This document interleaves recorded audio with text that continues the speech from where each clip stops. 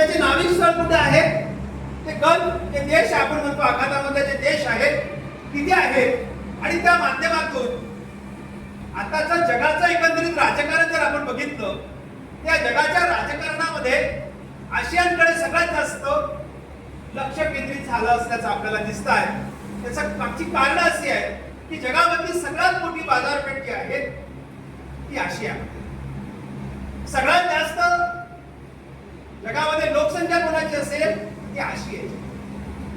आणि जगामध्ये सगळ्यात जास्त लोकसंख्येच्या दृष्टिकोनातून व्यापाराचं व्यवसायाचं केंद्रीकरण कुठे आहे? ते भारतामध्ये आहे. आणि म्हणून त्यांना भारतावर आपला प्रभाव कुठे निर्माण करायचा आहे हे मात्र.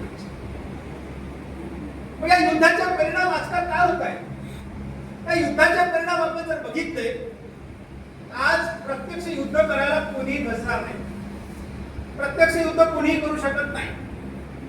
डायरेक्टली जे परंपरागत पद्धतीचे जे युद्ध होते ते आज तुमच्या काळात जे झाले होते ते आज होणार नाही. 2000 पर्यंत जे झाले असेल त्याचं कारण आहे